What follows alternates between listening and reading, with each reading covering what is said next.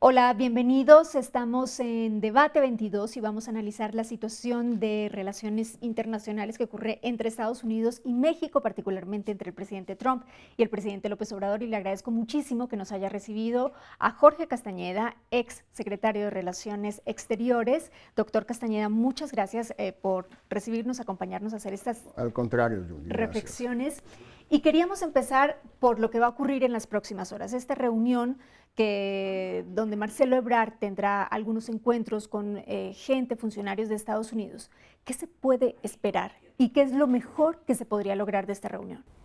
Mira, lo mejor, desde luego, sería que Estados Unidos reculara en cuanto a la aplicación de aranceles de 5% a todas las exportaciones mexicanas a partir del 10 de junio y que a cambio México no tuviera que ceder algo demasiado importante. Es decir, que la estrategia de Ebrard y de López Obrador de explicarles a los norteamericanos por qué sí estamos deportando a muchos hondureños, por qué sí ya desplegamos más militares, más marinos, más policías en la frontera sur y en particular en Tapachula, por qué sí los estamos golpeando, extorsionando, haciendo las cosas que hacemos bien en México, pues tratándolos como debe ser, a golpes, y que eso es suficiente para que no nos pidan más. Eso sería lo ideal. Es un poquito iluso. No imposible, pero iluso. ¿Por qué?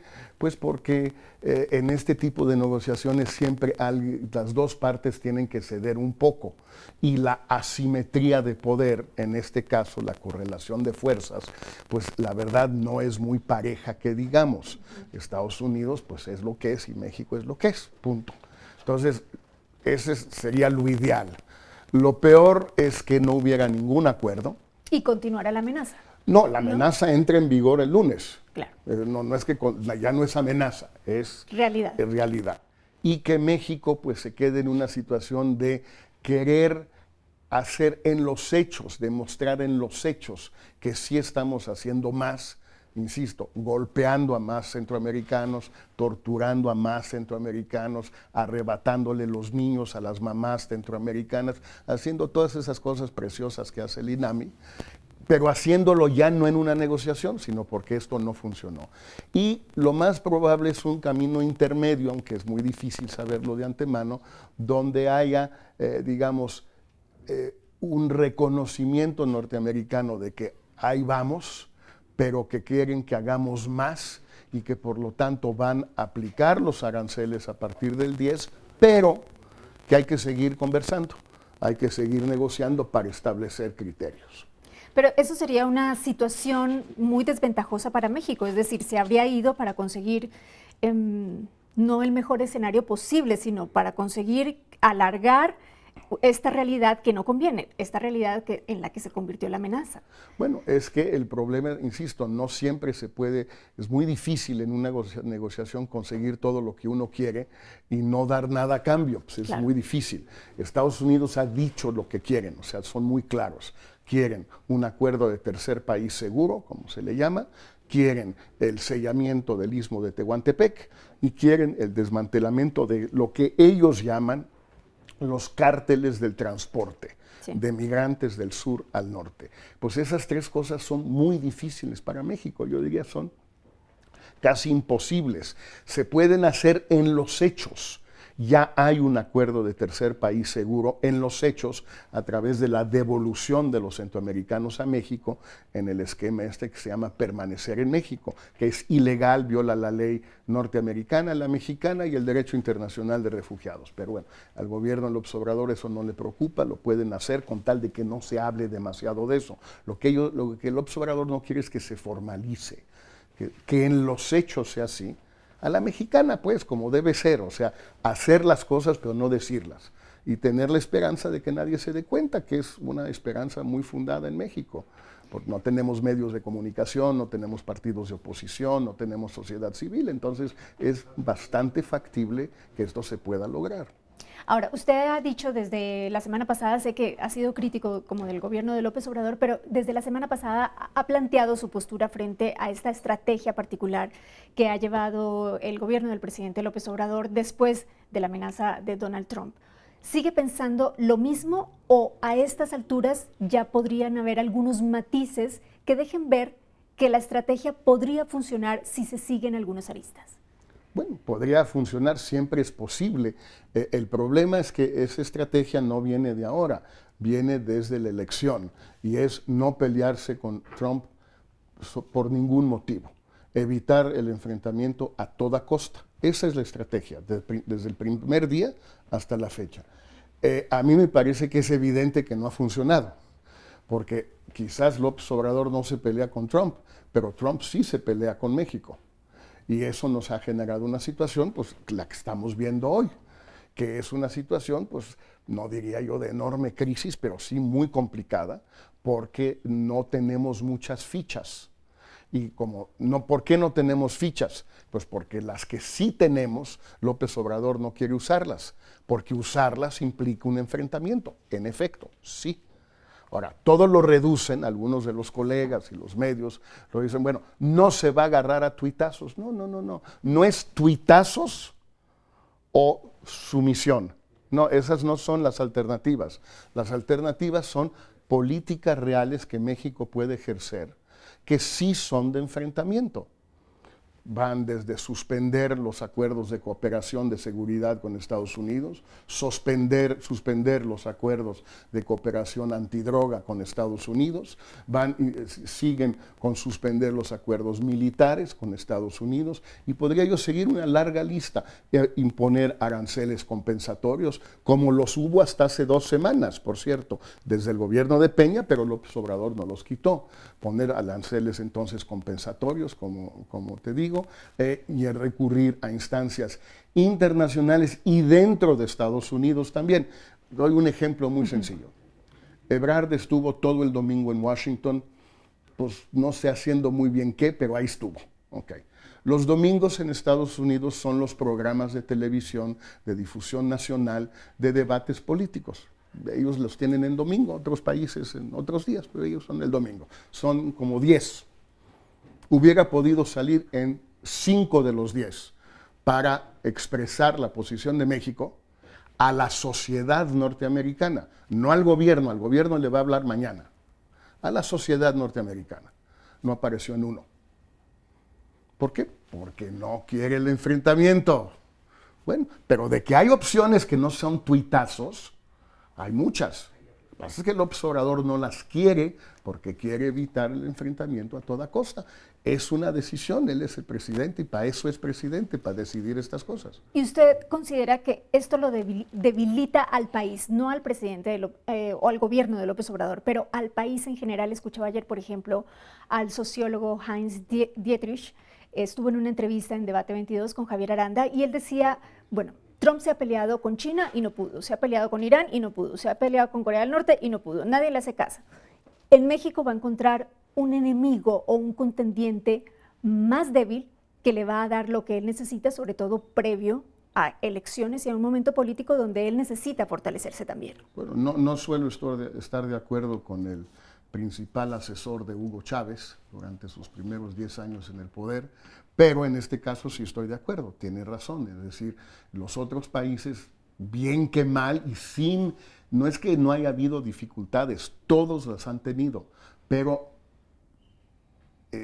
entran a esta dinámica electoral ahora es una situación un poco más favorable que México. Y por otro lado, también hay que ver que los gobiernos o los mandatarios que han buscado entenderse con Trump por las buenas, por ejemplo Emmanuel Macron de Francia, pues no les ha resultado tampoco. O Shinzo Abe de Japón, no les ha resultado tampoco. Si no hay una buena manera de llevarse con Trump, pero sabemos las que no funcionan, porque ya las hemos visto en los hechos.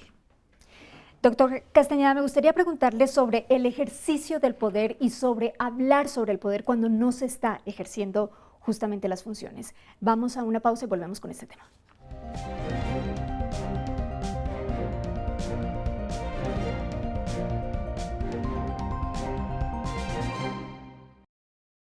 Continuamos en Debate 22, estamos platicando con el doctor Jorge Castañeda sobre la situación actual entre México y Estados Unidos a unas horas de que ocurra esta reunión que encabezará Marcelo Ebrard, secretario de Relaciones Exteriores. Doctor Castañeda, yo le decía antes de empezar el corte, la semana pasada cuando usted puso algunas opiniones en Twitter donde descalificaba la estrategia que estaba siguiendo el gobierno de López Obrador, mucha gente lo criticó, y lo criticó porque decían que cuando usted fue secretario de Relaciones Exteriores ocurrió el famoso comes y te vas. La pregunta que le quiero hacer es desde el análisis, una cosa es ejercer el poder y estar en funciones y otra criticarlo, analizarlo y verlo desde afuera. ¿Ha hecho usted este paralelo? Mira, por supuesto, pero toco un tema previo, el comes y te vas. Para mí fue motivo de gran orgullo cuando el presidente Fox le dice a un dictador que tuvimos que invitar a México, porque era una conferencia de Naciones Unidas, vienes, participas en la conferencia, vas a la comida y te vas. ¿Por qué? Porque no te queremos aquí, porque nos caes gordo, porque eres un dictador y eres un tipo que siempre se mete en la política interna de los otros países. Para mí fue un motivo de gran orgullo. A ver quién tiene los pantalones de hacer una de esas. A ver. Lo que pasa es que todos los adeptos de Fidel Castro en México les molestó mucho. Pues sí, pero a mí yo estoy más contento que nunca con haber corrido a un dictador de México, más allá de lo que estábamos obligados a invitarlo, porque era una reunión de Naciones Unidas. Voy a la calle a un acto, voy a un teatro, voy a la universidad. Aquí te portas como nosotros decimos, aquí no andas como Pedro por tu casa, con tu uniformito y tus cositas y tus babosadas. Usted lo y ve como... conste que lo conozco bien, ¿eh? Sí. Puedes tomar las fotos. Como una señal más bien de autoridad y supongo... Exactamente, ¿no? Sí, de no ceder a las presiones no solo de Cuba, sino de la quinta columna cubana en México. Sin embargo, desde la diplomacia, haber sido exhibido el presidente Fox como fue exhibido... Bueno, eso lo exhibió Castro. Después de que se le dice, es una conversación privada, ¿estás de acuerdo? Dice Castro, sí, estoy de acuerdo, y luego la ventanea. Pero ahora le echan la culpa a Fox de que Castro rompió el protocolo de la conversación. Y dañar las relaciones, queríamos dañarlas, no queríamos tener buenas relaciones con Cuba. O sea, para que quede claro, no queríamos tener buenas relaciones con Cuba, como hoy no creo que debamos tener buenas relaciones con Venezuela. No debemos tenerlas. En el gobierno que acaba de terminar, del PRI, no querían tener buenas relaciones con Venezuela. Videgaray hizo todo lo posible para no tener buenas relaciones con Venezuela. A veces los países no quieren tener buenas relaciones con otros países. Es decir, fue una estrategia, en este caso, premeditada, absolutamente que se consiguió el resultado que se estaba persiguiendo. Que se fuera, llegara, pronunciara su discurso y se fuera. Punto. Que no se quedara merodeando en México. A pesar del costo político. Ningún costo político. ¿Cuál fue el costo político? Que gente como los de la jornada no les gustó. Pues es costo político despreciable. Ahora, lo que le pedía, digamos, que hiciéramos este análisis, ejercer el poder es una cosa y criticarlo cuando no se está ejerciendo poder es otra. Sí. ¿Cuál es la diferencia? Digamos, usted que pasó por ahí enorme. Y que ahora ve esta situación. Es una diferencia enorme porque, en primer lugar, hay una gran diferencia de información. La información que tienen los gobernantes es muy distinta a la que puede tener el mejor informado de los analistas. No hay comparación y eso cuenta mucho, porque inevitablemente desde fuera uno está especulando con distintos aspectos. Falta de información, falta de contexto, falta de historia. Entonces, ese es un primer tema, desde luego, ¿no? Segundo, en algunos países, en muchos países, hay un prurito, que yo no comparto, pero existe, de que cuando hay situaciones, digamos, críticas, sobre todo frente al exterior, debe imperar una especie de unidad nacional. No es el momento de criticar, es el momento de unir filas, sumar fuerzas, apoyar al señor presidente, bla, bla, bla, bla, bla. Bueno, ya sabemos que eso suele llevar al desastre. El pueblo norteamericano se sumó masivamente al presidente Bush cuando invadió Irak. todas las encuestas son absolutamente contundentes. Y tanto Bush como el pueblo norteamericano se equivocaron.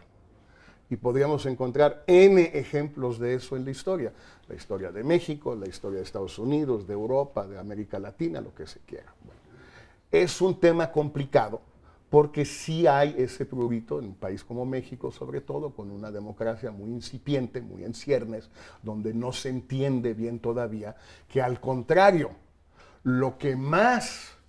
cuando más hay que criticar, si uno está convencido de lo que hace, es cuando todos los demás se suman, porque ahí es no solo más difícil, sino que es más pertinente. Es muy fácil criticar un gobierno cuando todo el mundo lo critica. O sea, criticar a Peña el último año de su gobierno, así, pues, ¡ay, qué valiente!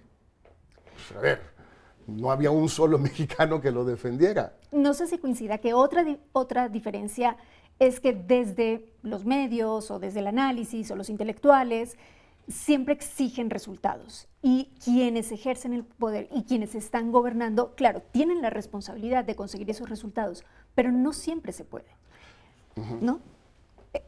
Y ahí le preguntaría, por ejemplo, en el caso en el que usted fue el secretario de Relaciones Exteriores, ¿por qué no se pudo lograr la enchilada completa? Para que entendamos los que estamos fuera del gobierno. Hay muchas razones, pero la principal, creo yo, es que sucedió este pequeño episodio donde se cayeron un par de torres y murieron unos cuantos güeyes ahí, no me acuerdo cuántos, pero en fin, unos cuantos. Y pues después de eso sí fue bastante difícil, porque sí cambió Estados Unidos, el mundo, pues un poco todo. Pues sí, es complicado. Es decir, llegaron como todo iba muy bien hasta que ocurre el atentado. Muy bien, nunca, ya te dije, nunca saca uno todo lo que busca, eso no existe. Pero íbamos bien, íbamos a conseguir algo. Y vienen las Torres Gemelas y a partir de ese momento fue imposible seguir adelante. Y luego vino la guerra de Irak, más difícil, eso ya fueron 2 años después, o año y medio después, y ya fue prácticamente imposible. Tan imposible fue, pero tan difícil fue, ¿de qué están hablando ahorita Ebrard y Pompeo en Washington? Van a empezar a hablar de migración, claro. Exacto. 15 años después sigue el tema migratorio, porque es un tema tremendamente espinoso. Sí, pero además que ya también se está convirtiendo en un tema internacional. De eso me gustaría hablar un poquitito más adelante, pero esta parte me gustaría cerrarla justamente con eso. Usted me dice es que nunca van a ir muy bien las cosas, y la primera parte me dijo, nosotros tenemos una desventaja, y yo le diría, bueno, he leído como distintos historiadores que dicen, sí, México está por debajo geopolíticamente de Estados Unidos, económicamente también tenemos una desventaja y siempre nos va a tocar negociar así, en la posición del eslabón débil.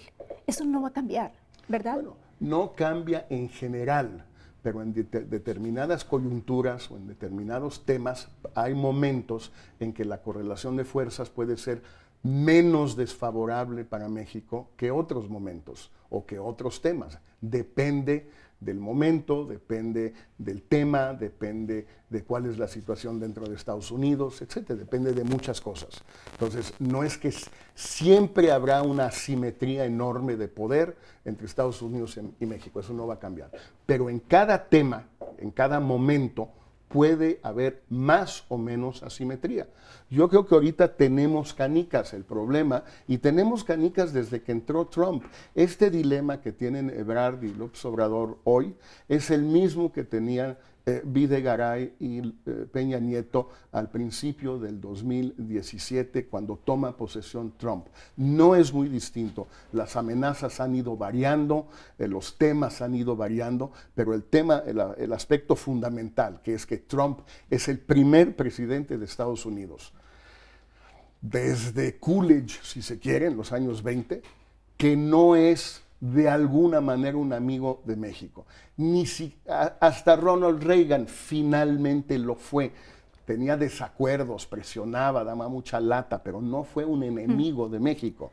Desde luego Bush, ni padre ni hijo, no fueron enemigos de México. Trump es un enemigo de México, hay que entenderlo como tal, punto. Pues eso es muy difícil lidiar con eso. Hablamos de Trump un poco más adelante después del corte, y también de migración para concluir con el programa.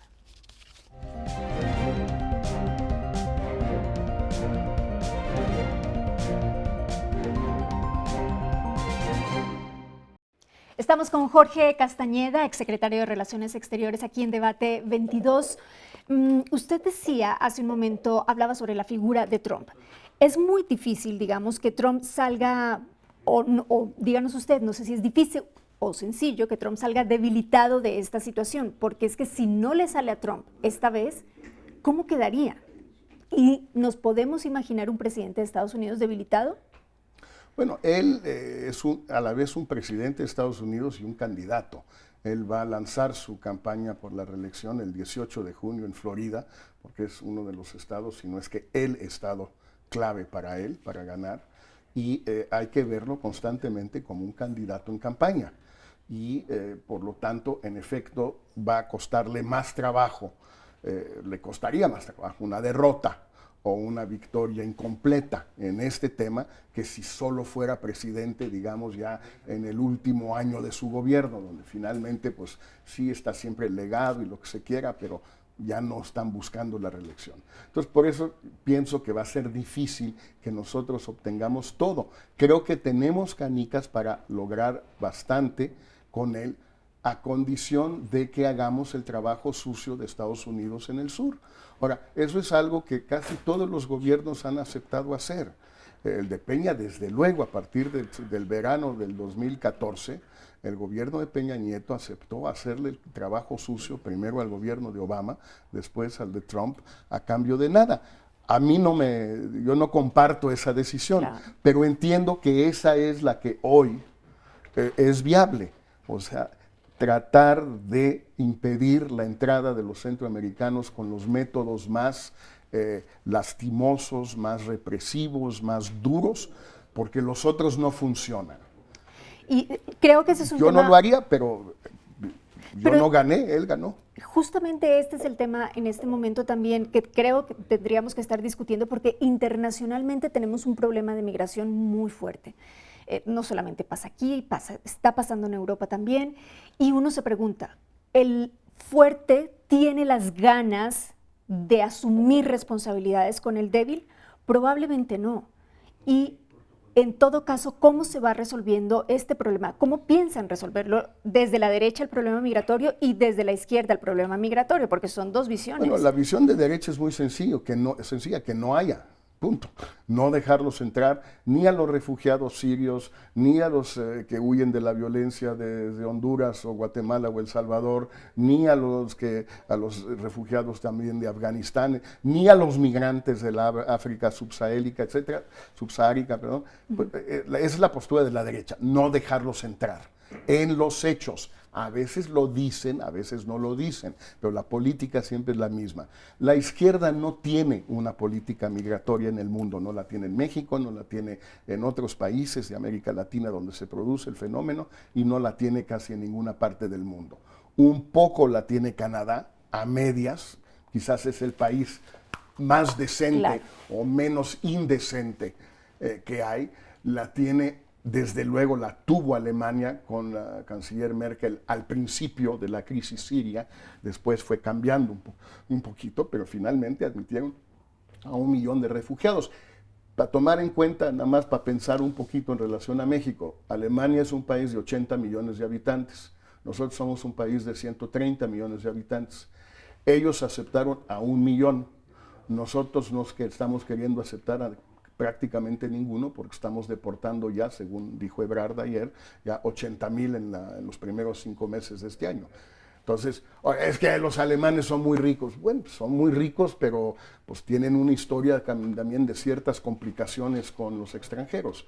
Entonces, es complicada la comparación.